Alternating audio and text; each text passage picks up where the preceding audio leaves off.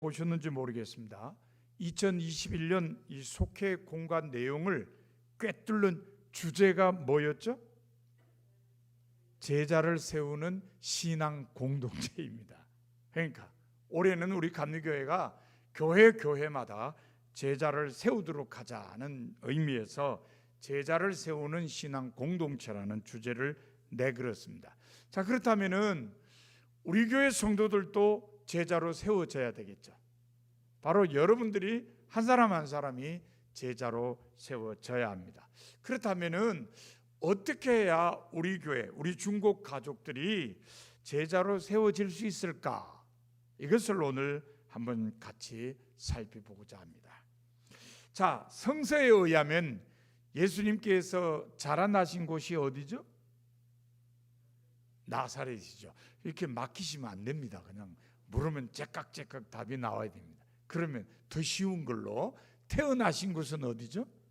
베들레헴. 예. 자, 원래 부모가 나사렛에 있었는데 호적 등록을 하러 베들레헴에 갔다가 예수님이 거기서 태어나셨습니다.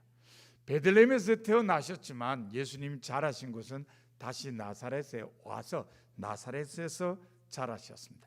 누가복음 4장 16절에 보면은 예수님께서 자라나신 곳이 나사렛이라고 분명하게 표현되어 있습니다.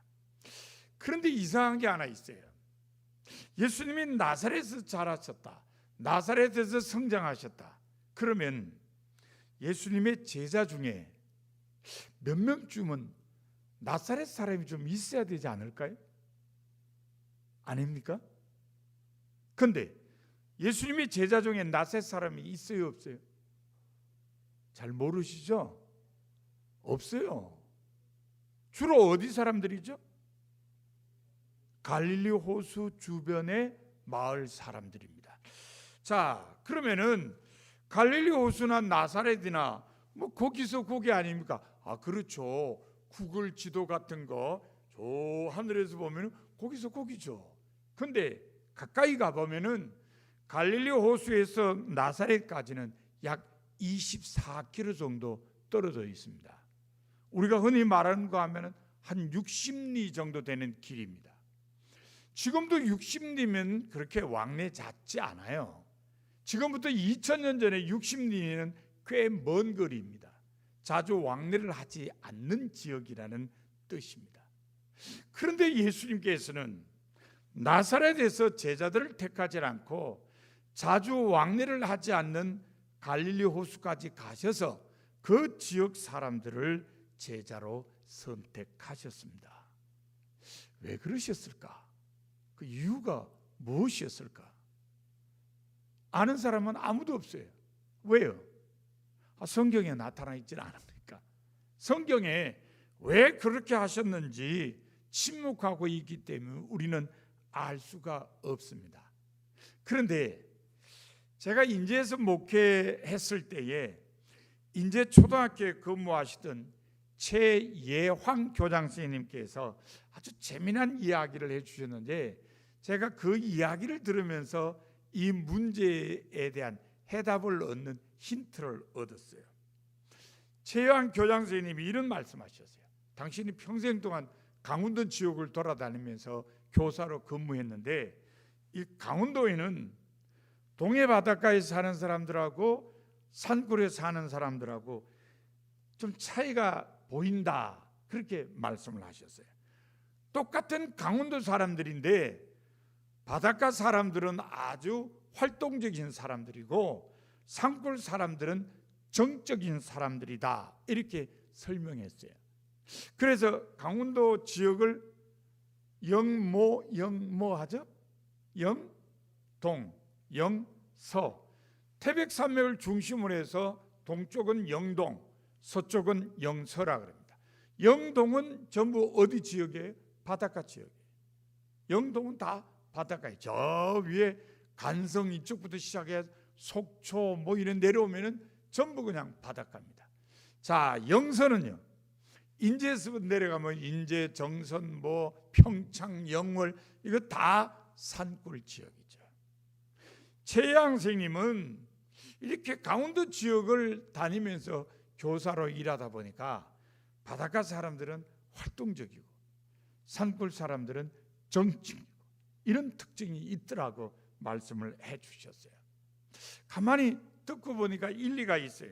왜 그러냐? 산골 사람들은 아침부터 저녁까지 보는 게 뭐죠? 보는 게 산이죠. 떡 버티고 끔찍도 안 합니다. 비바람이 불어도 끔찍도 안 해요. 나무는 흔들릴지 몰라도 산이 흔들렸다 소리는 들어본 적이 없죠. 눈 뜨면 딱 보이는 산, 해질 때까지 보이는 산, 움직이지 않아요. 그래서 사람들이 정적이 된다. 반면에 바닷가 사람들은 뭘 보며 살죠? 바다를 보면서 삽니다. 바다는 늘 파도를 쳐요. 아무리 잔잔하고 고요해도 물결이 있어요.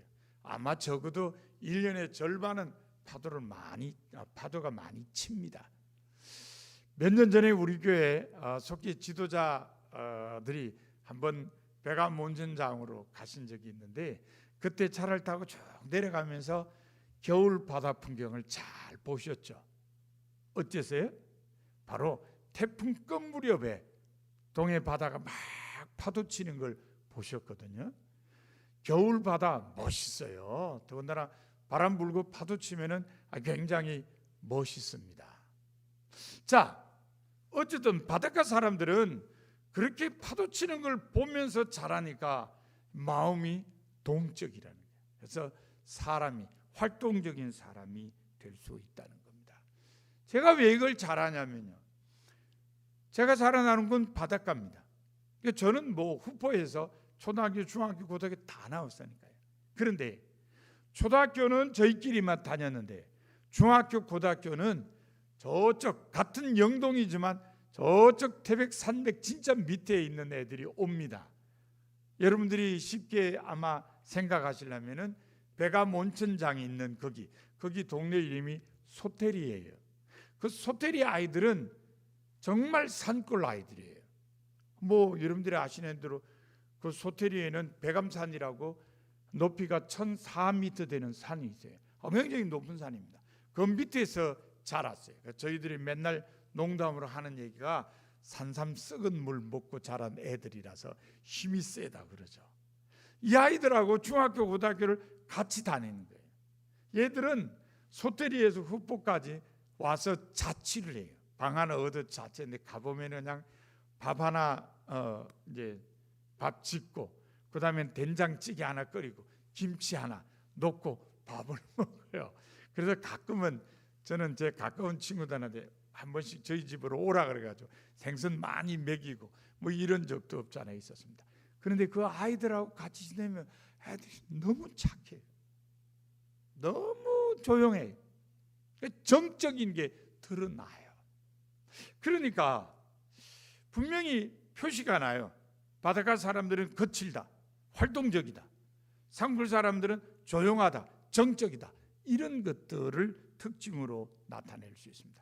그러나 이 이야기는 모든 사람이 그렇다는 게 아니고 또 어느 것이 좋다는 이야기도 아닙니다. 일반적으로 그런 특징들이 보인다는 거죠. 그리고 그런 특징을 잘 살리면 본인에게나 주변 사람들에게 유익이 될 수 있을 것이라는 생각을 하게 만드는 이야기인 겁니다. 이 이야기가 오늘 본문을 이해하는데 왜 도움이 되느냐? 나사렛 사람들하고 갈릴리 호수가의 사람들이 그런 대조적인 특징을 보일 수 있다는 겁니다. 나사렛은 산골이에요. 갈릴리는 큰 호수가 있어서 바닷가 사람들하고 똑같아요. 갈릴리 호수는 게네사렛 호수라고도 불렸는데 남북이 20km, 동서가 12km예요. 여러분 20km면 몇 리예요? 50리잖아요. 여러분 호수 길이가 50리예요. 폭이 이게 30리예요. 얼마나 큽니까? 그러니까 이거는 바다나 마찬가지예요. 바닷가에서 안 살아본 사람들은 보면 바다네 이럴 수밖에 없고, 저처럼 이제 바닷가에서 성장한 사람은 바다는 아니고 큰 호수네 이렇게 말을 하는 겁니다.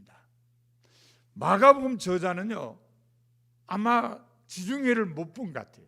그래서 자기 복음서에 이 갈릴리 호수를 그냥 처음부터 끝까지 갈릴리 바다라고 해요. 그러니까 마가복음 저자는 지중해를 보지 않았다. 반면에 누가복음 저자는 갈릴리 바다라 그러지는 않아요. 호수라 그래요. 그러니까 누가복음 저자는 지중해를 보았다는 의미죠. 자, 갈릴리 호수, 바다와 같은 큰 호수다. 거기에도 풍랑이 일어난다. 사람들이 고기를 잡는다. 결국은 갈릴리 호숫가에서 자란 사람들도 바다에서 자란 사람들처럼 활동적인 성격을 가질 수밖에 없었다는 겁니다. 그래서 서기 6년에 이 지역에서 유다라는 사람이 반로마 운동을 일으키기도 했어요. 그만큼 사람들이 활동적이라는 겁니다. 예수님께서도 새롭게 시작하는 복음 전파 운동을 위해 동적인 성격의 사람들을 필요로 하신 겁니다. 그래서 갈릴리 호수 주변의 사람들을 제자로 선택하셨습니다. 오늘 본문은 그 첫 번째 제자로 선택한 사람들에 대한 이야기를 우리에게 소개해 줍니다. 자, 본문의 시작을 보세요. 예수님께로 무리가 몰려왔다는 말로 시작합니다. 호숫가에 계시던 예수님께 사람들이 몰려왔다는 겁니다. 호숫가에는 배가 두 척이 있었습니다. 예수님께서는 그 가운데 하나인 시몬의 배에 오르셨습니다. 그리고 배를 육지에서 조금 떼어 놓으라고 하셨습니다. 갈릴리 호수에는요, 바람이 두 종류가 분다 그래요. 하나는 호수에서 산 쪽으로, 또 하나는 산에서 호수 쪽으로 이렇게 바람이 불어온답니다. 아마 보통 낮에는 호수에서 이렇게 산 쪽으로 부는 게 맞나 보죠. 그러니까 예수님께서 배를 타셨죠. 왜요? 바람이 호수에서 산으로 불면 배를 타고 호수에서 육지에서 조금 떠난 데서 말을 하면은 말이 바람을 타고 호숫가에 앉은 사람들에게 들린다는 거죠. 반면에 산에서 호수로 바람이 불면 어떻게 돼요? 산을 등지고 들판에서 말씀을 전해야 했겠죠. 지금 본문의 상황은 호수에서 산으로 바람이 부니까 예수님께서 시몬의 배에 앉으셔서 사람들에게 말씀을 전했습니다. 요즘 말로 하면은 호숫가 성회가 열린 겁니다. 그런데 이 성회로 인해 처음 제자들이 세워졌습니다. 누구죠? 베드로라고 나중에 불리게 되는 시몬의 동생 안드레, 그리고 야고보와 요한 두 형제, 이렇게 네 명이 첫 번째가 되었습니다. 이렇게 근산 예배당 안에서 있었던 성회도 아니고 호숫가에서 있던 성회였는데 어떻게 이 성회에서 처음 제자들이 세워졌을까? 첫 번째 이유는 말씀을 듣는 일에 열심을 내었기 때문입니다. 본문 1절에 보면 누가복음 저자는 무리가 몰려와서 하나님의 말씀을 들을세라고 기록했습니다. 무리가 예수님께 몰려온 이유가 말씀을 듣기 위해 있음을 분명하게 밝혔습니다. 예수님을 통해 하나님의 말씀을 들은 사람들은 무리라고 표현된 사람들 뿐만 아닙니다. 예수님이 타고 계시던 배에 누가 있었어요? 시몬이 있었죠. 그 옆에 또 한 배에는 누가 있었어요? 야고보와 요한이 있었습니다. 이 사람들도 예수님의 말씀을 함께 들었습니다. 말씀을 듣는 일에 열심을 낸 사람들, 바로 이 사람들 앞에서 예수님께서 복음도 전하시고 이적도 행하셨습니다. 성서에 의하면 하나님께서는 말씀을 사모하여 들으려고 하는 열심을 가진 사람들을 사랑하십니다. 마가복음 6장에 보면은 오병이어의 이적 이야기가 기록되어 있습니다. 보리떡 5개와 물고기 2마리로 남자만도 5,000명이나 되는 많은 사람들이 먹은 이적입니다. 그런데 이 이적을 통해서 보리떡과 물고기를 배부르게 먹은 사람들은 어떤 사람들일까요? 말씀을 듣기 위해서 예수님에게 모인 사람들입니다. 해가 저물 때까지 예수님의 말씀을 계속 들은 사람들이에요. 하나님께서 말씀을 듣기 위해 예수님을 찾아온 그 사람들의 굶주림을 안타깝게 여기시고 배불리 먹이신 것입니다. 사도행전 10장에 보면 베드로가 백부장 고넬료의 초대를 받아 고넬료의 집에 갔을 때 고넬료는 친척과 가까운 친구들을 모아서 기다리고 있었습니다. 베드로가 하나님의 말씀을 그들에게 전했을 때 성령이 모든 사람에게 임하여 그곳에 있는 사람들이 방언을 하며 하나님을 높였습니다. 바로 하나님의 말씀을 듣는 모든 사람에게 하나님께서 성령이 임하게 하신 것입니다. 우리는 이런 일들을 통해 하나님께서는 말씀을 사모하여 들으려고 하는 사람들을 사랑하신다는 걸 알게 됩니다. 왜 말씀을 듣는 것이 하나님의 사랑을 받을 만큼 중요한 일일까요? 그 이유는 뭘까요? 그 이유는 로마서 10장 17절에 기록된 대로 믿음은 들음에서 나고 들음은 그리스도의 말씀으로 말미암기 때문입니다. 이 구절은 신앙의 근거가 말씀을 듣는 데서 마련되어진다는 것을 말해 주는 겁니다. 그래서 사도행전 2장에 보면은 사도 베드로의 설교를 듣고 3,000명이 회개하는 역사가 일어나기도 했습니다. 히브리서 4장 12절에 보면 히브리서 저자는 말하기를 하나님의 말씀은 살아있고 활력이 있어 좌우에 날선 어떤 검보다도 예리하여 혼과 영과 및 관절과 골수를 찔러 쪼개기까지 하며 또 마음의 생각과 뜻을 판단하나니라고 했습니다. 이것은 하나님의 말씀이 사람을 치료하고 변화시키며 바른 길을 가도록 이끈다는 것을 말합니다. 그래서 느헤미야 8장에 보면 학사 겸 제사장 에스라는 하나님의 말씀으로 포로 생활을 끝내고 귀환한 사람들을 새로운 사회로 만들어 살도록 했습니다. 결국 우리는 이런 구절을 통해서 하나님의 말씀을 듣는 것은 신앙의 근거를 마련함과 동시에 사람들을 치료하고 변화시키며 바른 길을 가도록 이끌기 때문에 대단히 중요하다는 것을 알게 됩니다.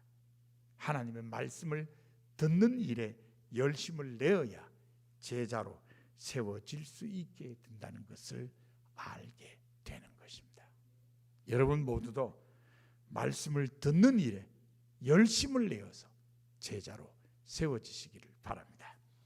자, 호숫가 성회에서 처음 제자들이 세워진 두 번째 이유는 말씀에 순종했기 때문입니다. 본문 3절부터 5절까지 나타나는 시몬은 말씀에 순종하는 사람의 전형적인 모습을 보입니다. 먼저 3절에 보면 예수께서 시몬의 배에 오르셔서 배를 육지에서 조금 떼기를 청하셨습니다. 그리고 4절을 보면은 말씀을 마치신 후에 시몬에게 깊은 곳으로 가서 그물을 내려 고기를 잡으라고 하셨습니다. 시몬은 이 모든 말씀에 순종했습니다. 본문 5절에 보면은 시몬이 말씀에 순종하기 상당히 어려운 상황이었어요. 왜 순종하기 어려운 상황이었을까요? 밤새도록 그물을 내려 고기를 잡으려고 했는데 고기를 못 잡았어요. 그런데 예수님이 또 깊은 데로 가서 그물을 내리래요. 순종하기가 쉽지 않았습니다. 하지만 시몬은 말씀에 의지하여 내가 그물을 내리리다라고 말하며 순종했습니다. 시몬의 순종은 많은 물고기를 잡는 일로 이어졌습니다. 본문 6절에 의하면 그물에 걸린 고기가 너무 많아서 그물이 찢어질 지경이었습니다. 그래서 7절에 보면 다른 배에 있는 동료에게 손짓하여 와서 도와달라고 했습니다.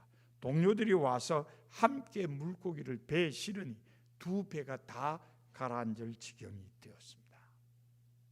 시몬의 순종은 하나님의 능력을 체험하게 했습니다. 두 배가 다 가라앉을 정도로 많은 물고기를 잡은 시몬은 주님의 능력을 확실하게 깨달았습니다. 그래서 본문 8절에 보면 시몬은 예수님의 무릎 앞에 엎드려 이렇게 말했습니다.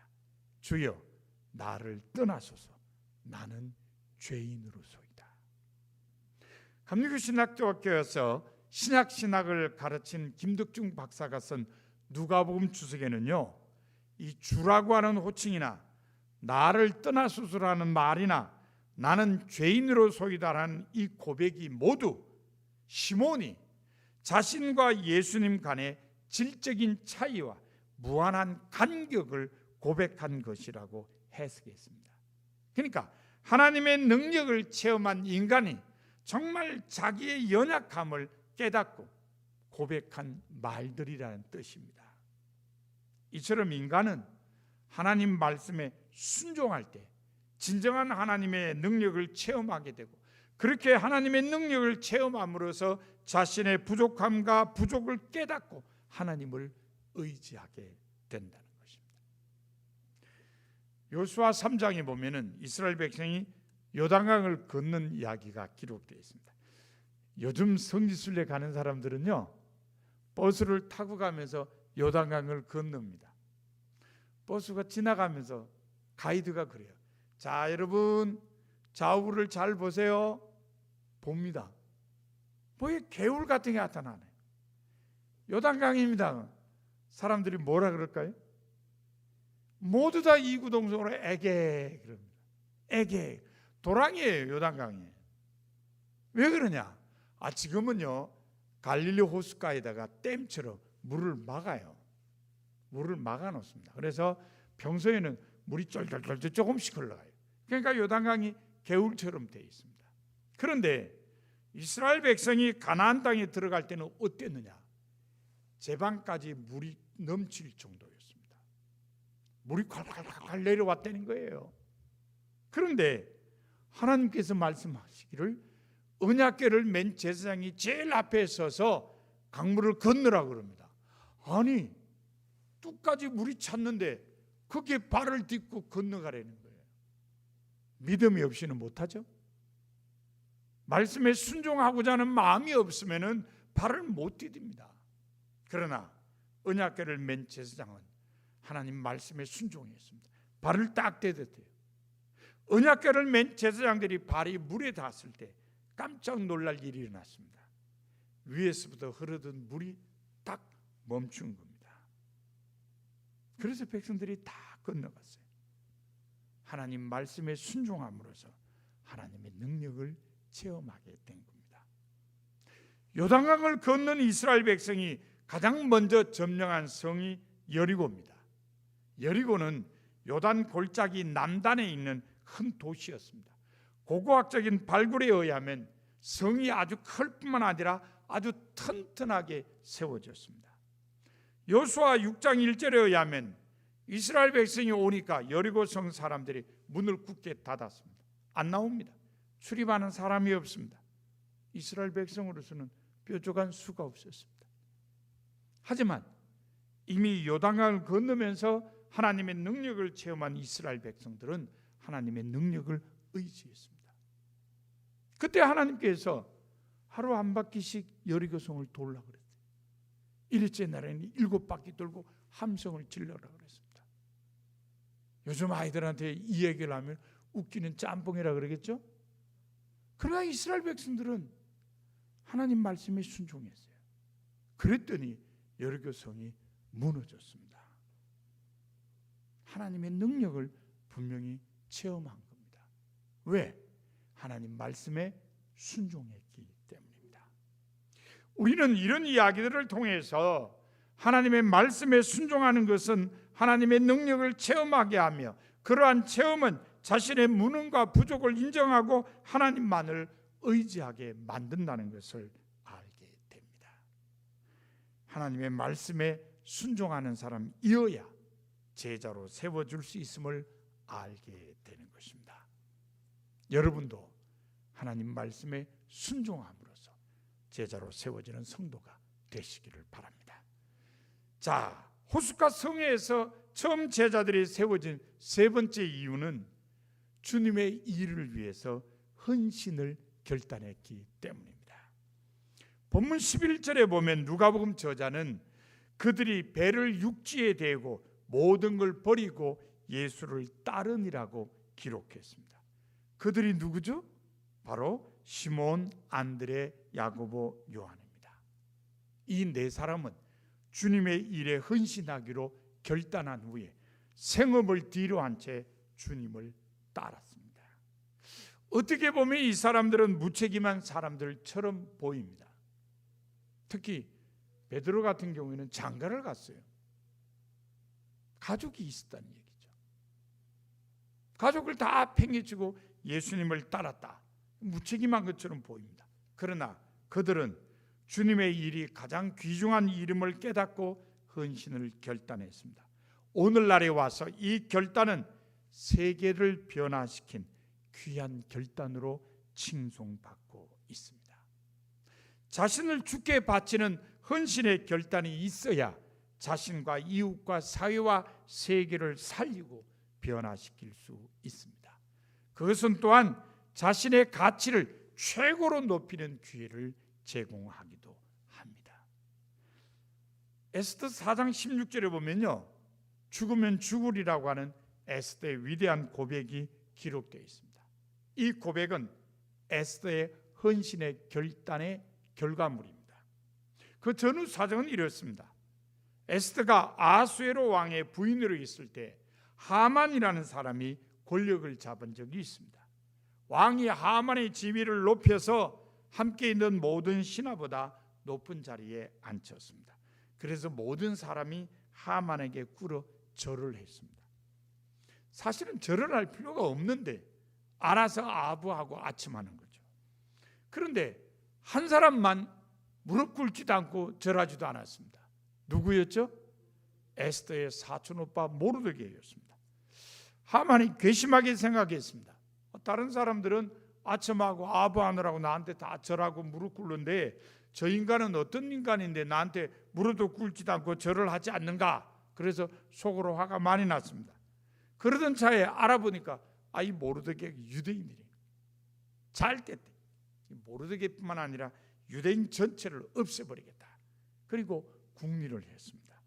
드디어 하만은 왕에게 돈을 갖다 바치면서 허락을 얻어서 12째 달인 아달월 13일 하루 동안에 모든 유대인을 죽이고 유대인의 재산을 탈취해도 좋다는 조서를 받았습니다. 그리고 모든 지역에 그 조서를 보냈습니다. 조서가 각 지방에 도착하자 모든 유대인들이 크게 애통하며 금식하고 부르짖었습니다. 모르드게 역시 자기의 옷을 찢고 굵은 베옷을 입고 재를 뒤집어 쓴 채로 성 안으로 들어가서 대성통곡했습니다. 모르드게를 통해 전후 사정을 알게 된 에스더는 왕이 부르기 전에 왕 앞에 나아가면 죽을 수도 있다는 걸 알면서도 죽으면 죽으리라는 고백을 하며 왕 앞으로 나갔습니다. 그리고 왕에게 진실을 알게 하여서 자기 민족을 구원했습니다. 물론 에스더는 왕후였기 때문에 가만히 있으면 자기는 살 수 있었습니다. 구태여 왕이 부르지도 않았는데 왕 앞으로 나아가는 목숨을 건 모험을 하지 않아도 되었습니다. 하지만 에스더는 하나님의 백성인 유대인을 위해 죽으면 죽으리라고 헌신을 결단하며 왕 앞에 나가서 진실을 말했습니다. 그 결과 에스더는 하나님의 백성을 살리는 일을 위한 도구로 쓰임 받았습니다. 민족의 구원자가 된 것입니다. 영원히 자신의 이름을 남기는 여인이 되었습니다. 우리는 이런 이야기를 통해 주님의 일을 위해 헌신을 결단하는 것은 자신과 공동체를 살리고 변화시킨다는 것을 알게 됩니다. 주님의 일을 위해 헌신하기로 결단하는 사람이어야 제자로 세워줄 수 있음을 알게 되는 것입니다. 여러분들도 주님의 일을 위해 헌신하기로 결단하심으로 제자로 세워지는 성도가 되시기를 바랍니다. 이처럼 갈릴리 호숫가 성회에서 처음 제자들이 세워진 이유는 말씀을 듣는 일에 열심을 내었고 말씀에 순종했으며 주님의 일을 위해 헌신을 결단했기 때문입니다. 사랑하는 성도 여러분, 올해 우리 감리교회는 개교회를 통해서 제자를 세우려고 합니다. 주님께서도 여러분이 제자로 세워지기를 기대하십니다. 그러므로 여러분 모두 올 한 해 그리스도의 제자로 세워지시기를 바랍니다. 그러기 위해서 여러분 모두 말씀을 듣는 일에 열심을 내시기 바랍니다. 또한 말씀에 순종하게 되시기를 바랍니다. 그리고 주님의 일에 헌신을 결단하시기 바랍니다. 여러분 모두 올 한 해 예수 그리스도의 온전한 제자로 세워지는 성도가 다 되시기를 바랍니다. 기도하겠습니다.